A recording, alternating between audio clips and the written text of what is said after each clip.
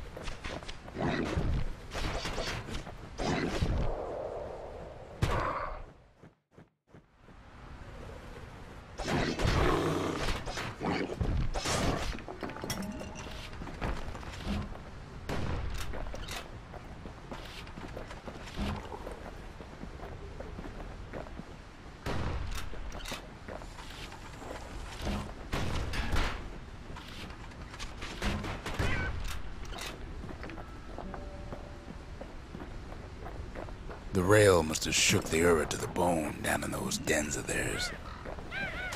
Well, the rail won't last much longer now that the kid took the shard. It's still got one good run in store for him, though. All the rotten wood there on the rails turned it into swamp weed central. Ever tried dancing side to side while holding your breath?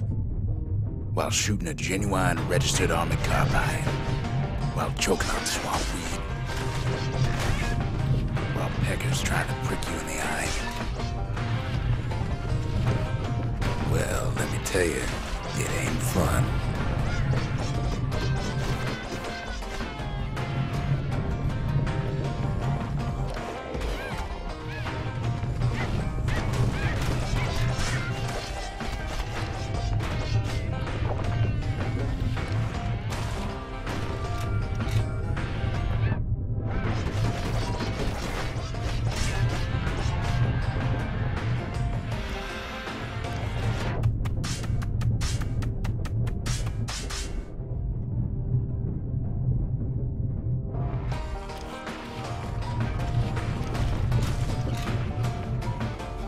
But then, at last, it's the end of the line. He'll be picking swamp weed out of those boots for days. Turns out he's got company up at the rail station, waiting for him.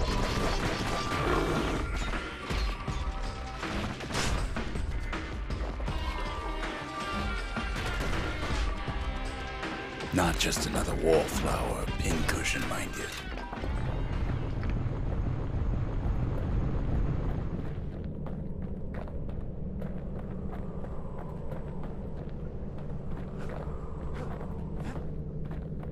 At first, he thinks it's Zulf.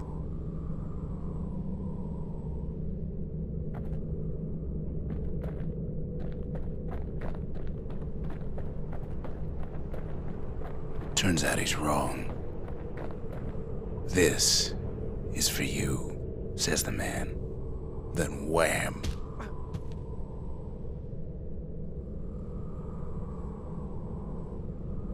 When the kid comes to, the man's long gone, but something else is there. The only words the kid recognizes on that parchment are for Zia. Well, what's a kid to do?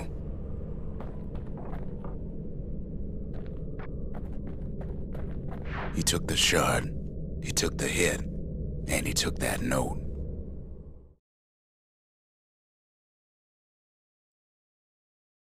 That note cuts straight to the heart of things, don't it?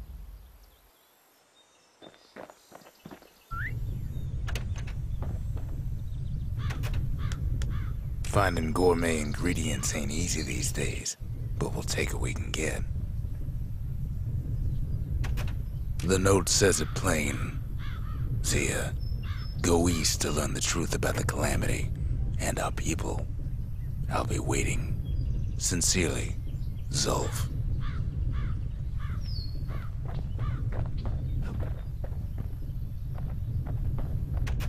Zulf's messenger was one of his people.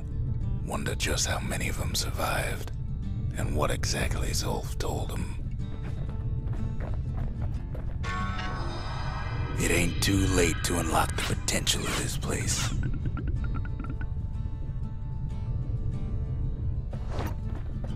Kid arrives just in time to sample Zia's famous cooking.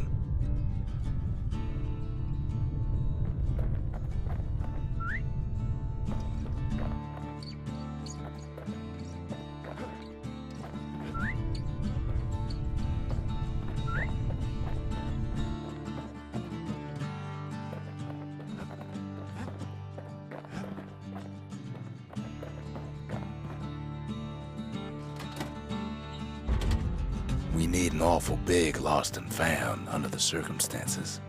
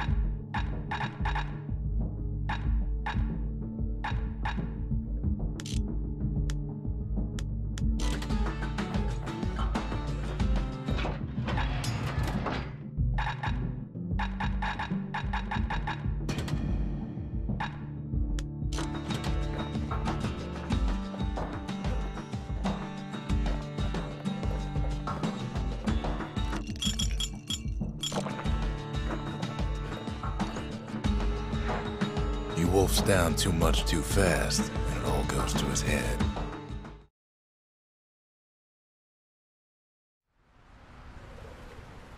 I've said a lot about the kid, but he ain't the only one wrapped up in all this.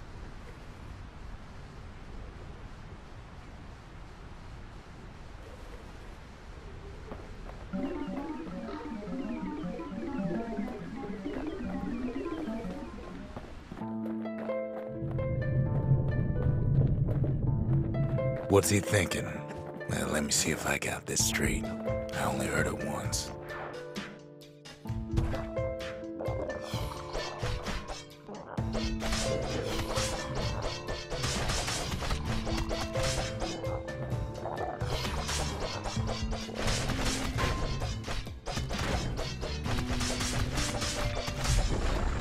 Once there was a normal Ura girl, but she wasn't born in the Tassel terminals like the rest of her people. She was from Celandia.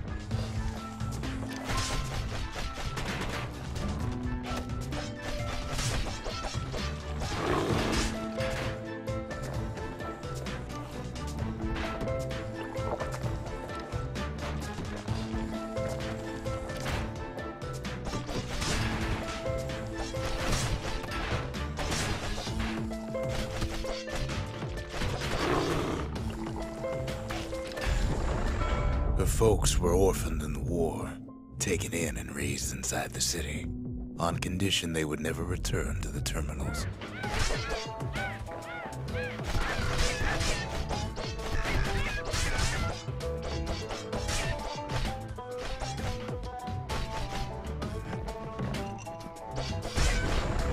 Ura refugees who came into the city had to stay for life. It was a way to reduce the risk of city secrets leaking out.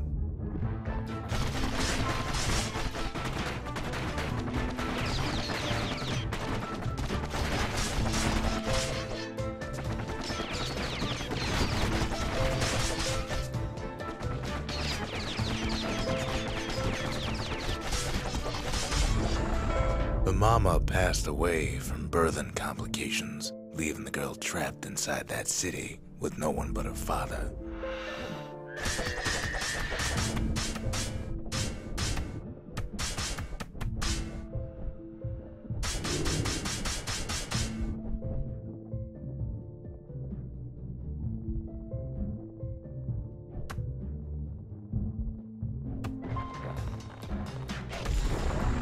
Her father was sharper than a brusher's pike, so he got a job working for the city's mancers. His daughter barely saw him.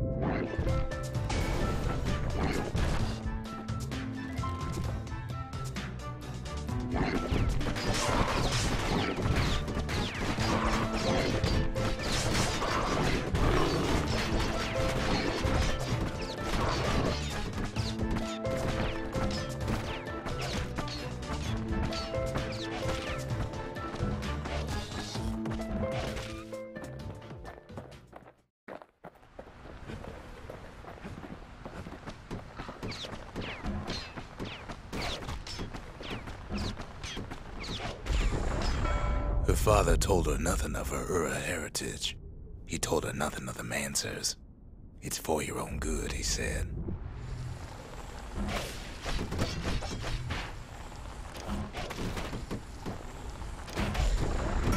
She took to studying the arts, learned more through music than history books, gained a knack for strings and songs.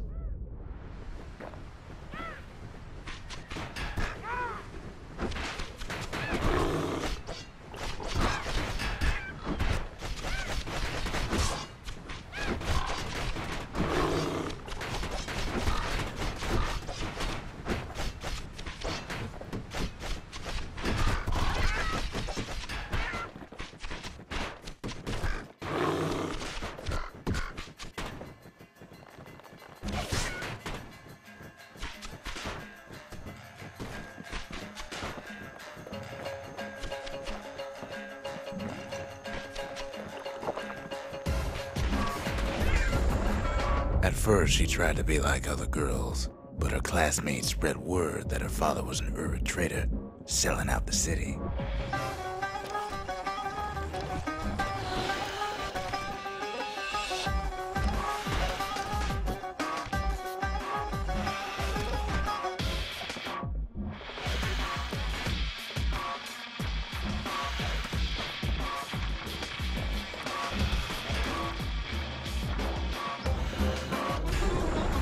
One young man stood up for her, or so he led her to believe. He knew much of her heritage, and she grew fond of him.